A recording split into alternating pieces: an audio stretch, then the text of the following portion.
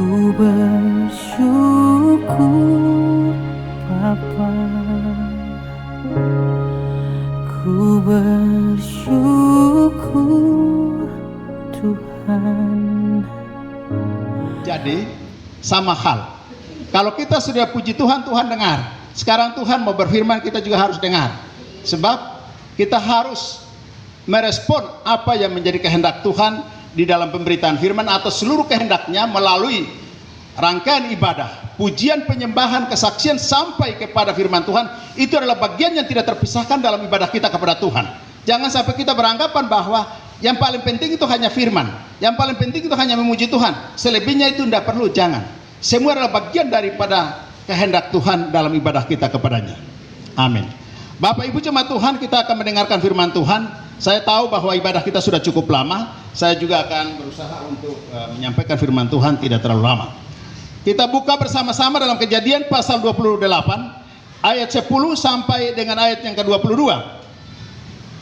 Kita akan baca bersama-sama ayat-ayat ini.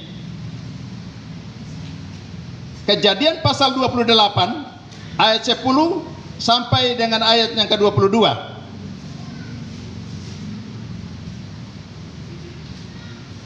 Saya membacakan judul dan juga ayat pertama. Kemudian saya membacakan judul, kemudian ayat 10 sampai dengan ayat yang ke-22 kita baca secara bersama-sama. Untuk menghormatinya saya jemput kita semua bangkit berdiri. Sekali lagi Kejadian pasal 28 ayat 10 sampai dengan ayat yang ke-22 kita baca secara bersama-sama dengan judul Mimpi Yakub di Betel. 2, 3. Maka Yakub berangkat dari Berseba dan pergi ke Haran. Ia sampai di suatu tempat dan bermalam di situ. Karena ia mengambil sebuah batu yang terletak di tempat dan dipakainya sebagai alas kepala, lalu berbaring. Maka bermimpilah ia, di bumi ada didirikan sebuah tangga yang ujungnya sampai di langit. Dan tampaklah malaikat-malaikat Allah turun naik di tangga itu. Berdirilah Tuhan di sampingnya dan berfirman, Akulah Tuhan Allah Abraham, nenekmu dan Allah Ishak. Tanah tempat engkau berbaring ini akan kuberikan kepadamu dan kepada keturunanmu. Keturunanmu akan menjadi seperti debu tanah banyaknya, dan engkau akan menyeberangi barat, utara, dan selatan, dan olehmu serta keturunanmu akan mendapat berkat. Sesungguhnya aku menyertai engkau, dan engkau akan melindungi engkau kemanapun engkau pergi. Kembalilah, sebab aku tidak akan meninggalkan engkau, melainkan tetap melakukan apa yang kujanjikan kepadamu. Ketika Yakub bangun dari tidurnya, berkatalah ia, sesungguhnya Tuhan ada di tempat ini, dan aku tidak mengetahuinya. Ia takut dan berkata, alangkah dahsyatnya tempat ini. Ini tidak lain dari perumahan. Ini pintu gerbang surga. Keesokan harinya pagi-pagi mengambil batu yang dipakainya sebagai alas kepala dan mendirikan itu menjadi tugu dan meminyak atasnya. Ia menamai tempat itu Betel. Dahulu nama kota itu Luz. Lalu bernasarlah Yakub, jika Allah menyertai dan melindungi aku di jalan tempuh ini, memberikan kepadaku roti untuk dimakan dan pakaian untuk dipakai, sehingga aku selamat kembali ke rumah ayahku, maka Tuhan akan menjadi Allah, dan batu yang kudirikan sebagai tugu ini akan menjadi rumah Allah, dan segala sesuatu yang kau berikan kepadaku akan selalu kupersembahkan 1/10 kepadamu. Amin. Demikian jauh pembacaan firman Tuhan yang menjadi perenungan bagi kita sekalian di pagi siang hari ini. Berbahagialah setiap kita yang mendengar, memperhatikan, dan menjadi pelaku-pelaku firman. Dari bacaan ini saya memberikan sebuah judul atau tema untuk kita renungkan bersama, Tuhan akan menjadi Allahku. Tema ini terambil dari atau dipilih dari pasal 28 ini bagian B, yaitu ayat 21 bagian B. Maka Tuhan akan menjadi Allahku.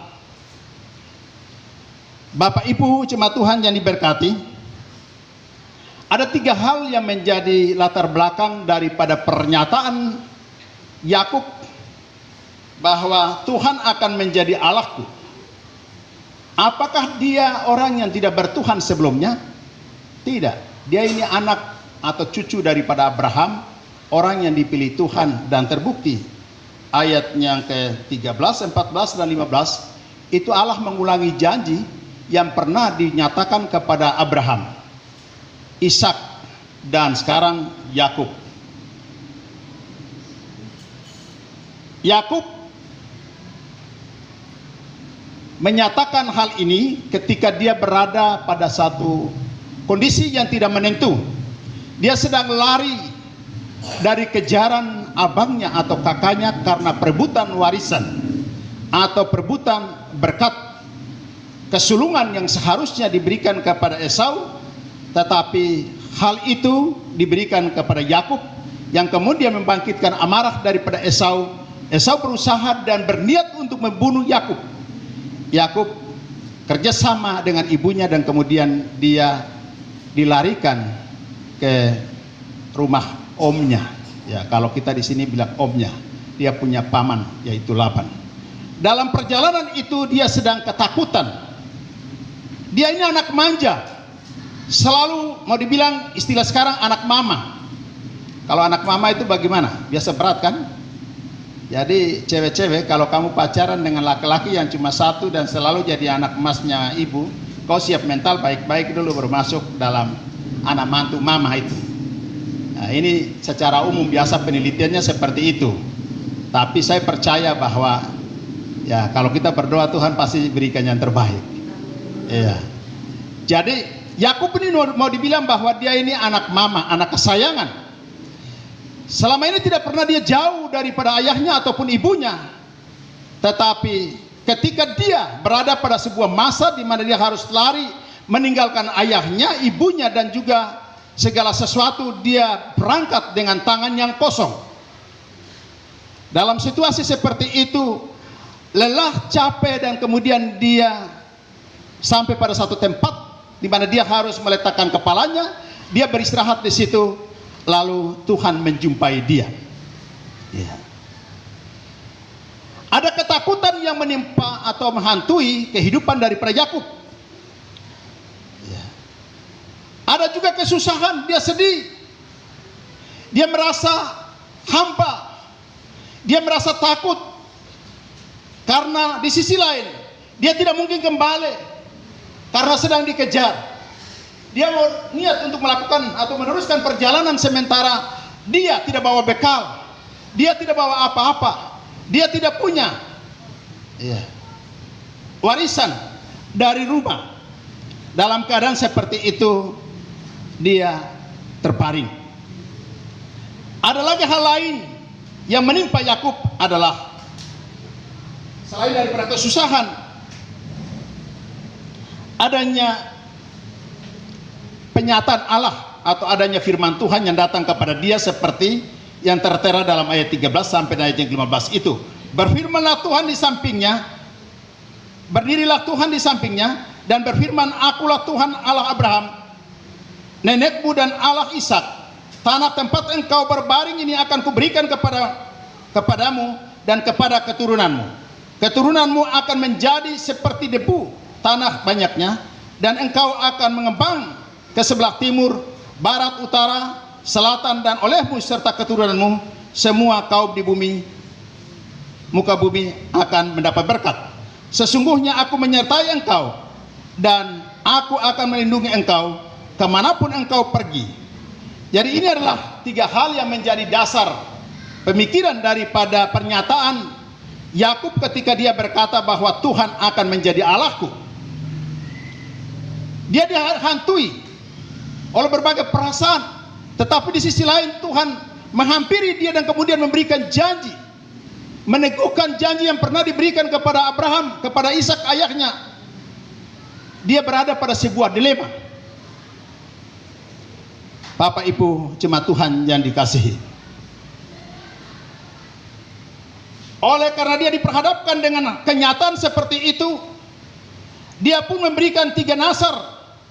Dalam ayat yang ke-20 sampai dengan ayat yang ke-22 itu kita temui di sana bahwa lalu bernasarlah Yakub, jika Allah akan menyertai dan akan melindungi aku di jalan yang kutempuh ini, memberikan kepadaku roti untuk dimakan dan pakaian untuk dipakai, sehingga aku selamat kembali ke rumah ayahku.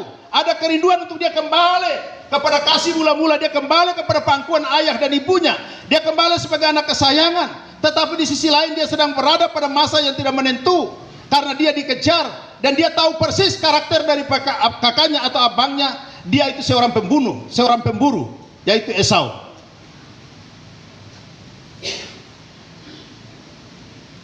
Sehingga aku selamat kembali ke rumah ayahku, maka Tuhan akan menjadi Allahku.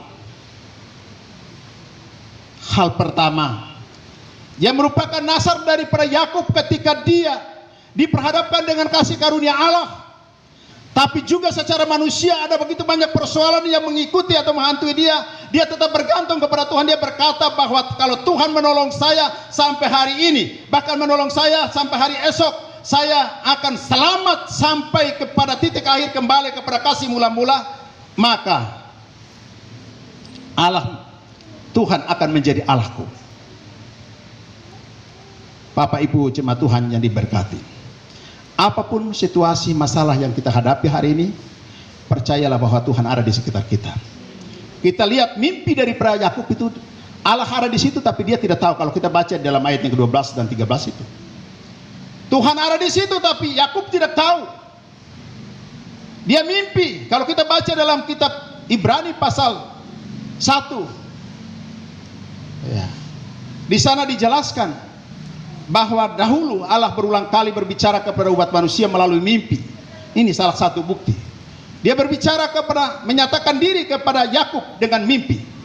Sekarang penyataan Allah kepada kita bukan lagi melalui mimpi, karena semua rahasia tentang kebesaran Tuhan, pengalaman kedaulatan Tuhan dalam kehidupan manusia sudah dicatat dari kitab Kejadian sampai dengan kitab Wahyu. Tinggal kita baca dan kita imani atau tidak. Bukan berarti sekarang orang tidak mimpi lagi. Sekarang kalaupun ada orang yang masih mimpi dan kemudian kenyataannya sama seperti apa yang dia mimpi, puji Tuhan. Tapi tidak semua orang harus mendapat mimpi. Karena lebih daripada itu firman Tuhan sudah mencatat segala sesuatunya lengkap. Tinggal kita baca, tinggal kita dengar khotbah dan kemudian kita imani. Tapi kalau kita tidak percaya, maka firman Tuhan itu walaupun disampaikan oleh ketua sinode sehebat apapun, dengan gaya bahasa, dengan ilustrasi yang sangat baik sekalipun, tidak akan pernah mengubah kita. Karena persoalannya ada pada diri kita. Bapak Ibu jemaat Tuhan yang diberkati, Yakub berkata bahwa Tuhan akan menjadi Allahku. Dalam kondisi situasi apapun hari ini, marilah kita percaya bahwa ada Tuhan. Kita buat komitmen di hadapan Tuhan bahwa sampai kapanpun Tuhan tetap menjadi Allahku. Artinya bahwa dia menjadikan Tuhan itu sebagai pusat penyembahan. Kalaupun ada potensi-potensi yang lain, tidak akan pernah mengubah pengiringannya, tidak akan pernah mengubah kasihnya, tidak akan pernah mengubah komitmennya untuk senantiasa memuji dan menyembah kepada Tuhan sebagai Allah yang hidup dan berkuasa. Bapak Ibu jemaat Tuhan, terutama adik-adikku yang saat ini sedang berproses melalui pendidikan atau melalui kesempatan yang Tuhan berikan, buatlah komitmen bahwa Tuhan tetap menjadi Allahku. Amin. Sampai kapanpun dan dimanapun, apapun situasi yang terjadi, karirnya baik ataupun ya masa-masa tertentu di mana kita mengalami situasi sulit, jangan sampai engkau jauh dari Tuhan. Ada orang-orang yang begitu kelihatan melayani Tuhan atau sungguh-sungguh memangku tanggung jawab dalam pelayanan, tapi ketika dia non-job, dia kemudian beralasan bahwa sekarang saya tidak seperti dulu lagi. Bapak Ibu, lakukan apa yang bisa engkau lakukan, yang penting hatimu tetap tertuju kepada Tuhan. Bukan berarti bahwa harus dengan uang, tidak. Tapi apa yang bisa engkau lakukan untuk Tuhan, lakukan itu. Pendeta tidak lihat, majelis tidak lihat, tapi Tuhan yang punya pekerjaan, dia sedang melihat.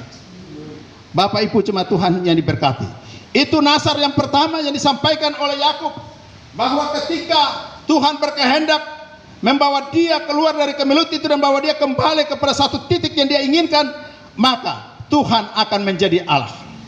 Yang kedua dikatakan juga di sana, dan batu yang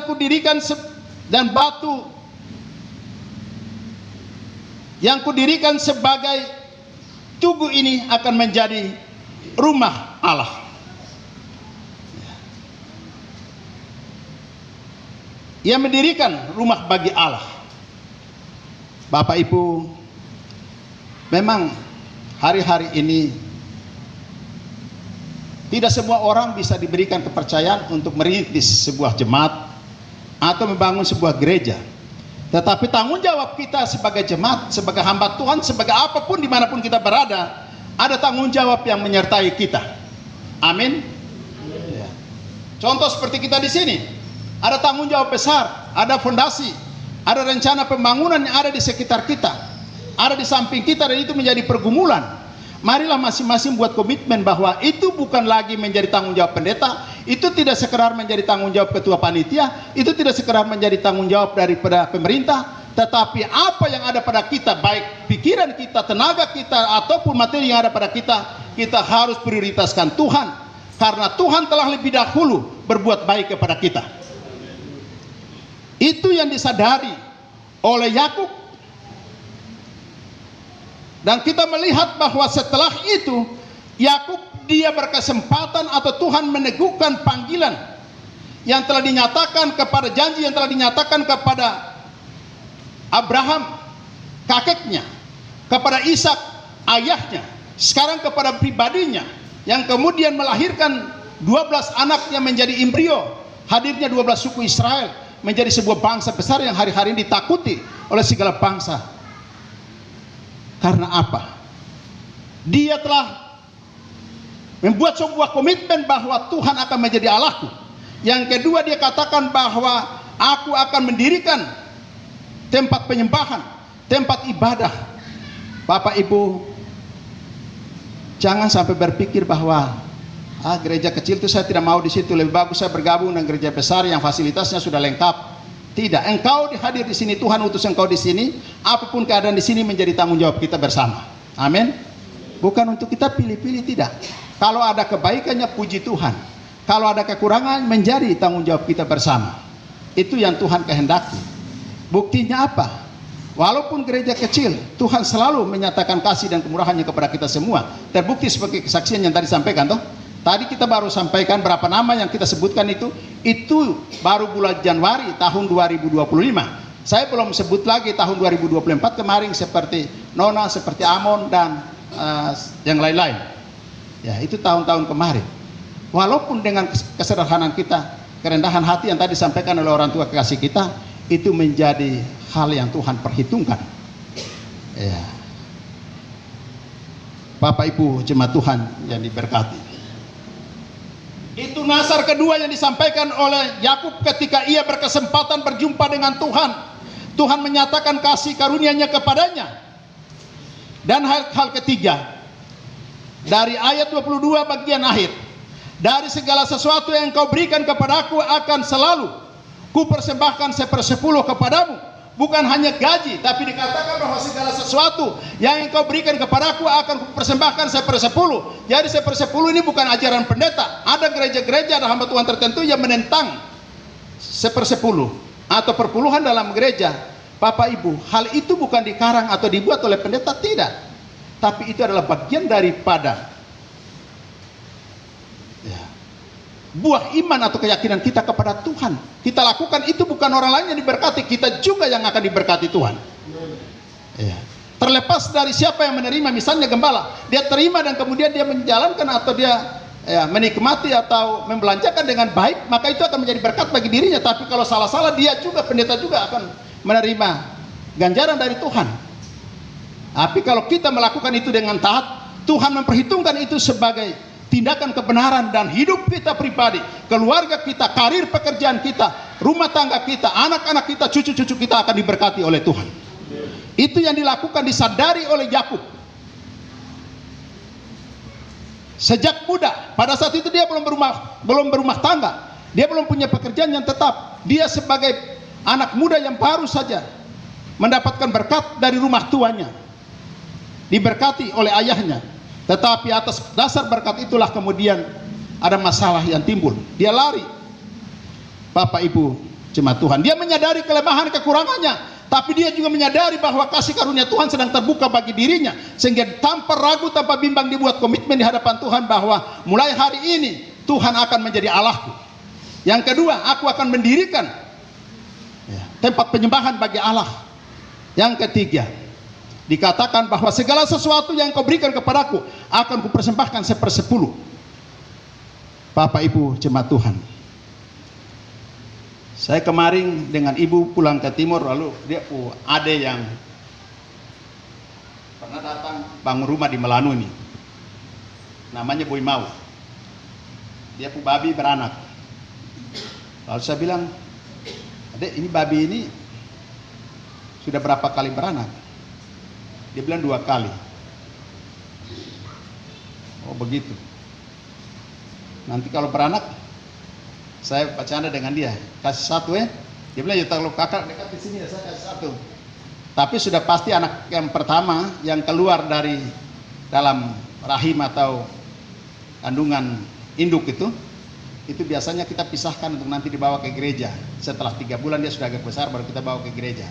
Entah pendeta majelis sudah mau terima dia membuat apa, Kak. Pokoknya anak pertama yang keluar dari dalam kandang itu sudah pasti menjadi milik gereja. Dan bukan hanya babi, apa saja. Dan itu mereka lakukan dalam ketaatan, sehingga walaupun dalam keadaan susah, dalam keadaan sulit, dipelihara oleh Tuhan. Kadang-kadang kita tinggal di tempat yang kaya raya seperti ini, tapi kesusahan menimpa kita terus. Karena apa? Bukankah ketidaktaatan itu selalu ada dalam diri kita? Amin Bapak Ibu. Kita banyak tidak taat. Bayangkan kita tinggal di negeri yang subur kaya raya seperti ini, tapi ada yang lapar, ada yang hidup kekurangan. Itu bukan Tuhan kurang kuasa, itu bukan pemerintah kurang perhatian, tetapi persoalan ada dalam diri kita masing-masing. Amin Bapak Ibu. Jadi saya tidak panjang lebar dalam menyampaikan firman Tuhan. Intinya bahwa di dalam masalah apapun, sebagaimana Yakub diperhadapkan dengan masalah, tetapi dalam situasi seperti itu, ketika Tuhan membuka pintu anugerah dan berkomunikasi, meneguhkan perjanjiannya kepadanya, dia tidak terima saja begitu kemudian lupa diri, tidak. Tapi ada komitmen. Dia berkata bahwa Tuhan akan tetap menjadi Allahku. Ya. Kemudian yang kedua dia katakan bahwa ia akan mendirikan rumah bagi Allah. Yang ketiga, ia akan mempersembahkan 1/10 daripada setiap berkat, setiap penghasilan yang Tuhan berikan kepadanya. Dia lakukan itu. Apakah dengan cara itu memperkaya Tuhan? Tidak, tetapi itu adalah wujud ketaatan kita kepada Tuhan. Kita memberi persembahan tidak akan menambah perbendaharaan Tuhan. Kita tidak memberi tidak akan membuat Tuhan tetap miskin. Tidak. Tuhan menjadi miskin, tidak. Tuhan tetap Tuhan dalam segala situasi. Apa yang kita lakukan, semua itu kembali kepada kita. Mau diberkati Tuhan, marilah kita taat melaksanakan apa yang menjadi kehendak Tuhan. Kiranya Tuhan yang punya firman mampukan kita untuk mengerti dan menjadi pelaku-pelaku firman. Amin. Kita berdoa.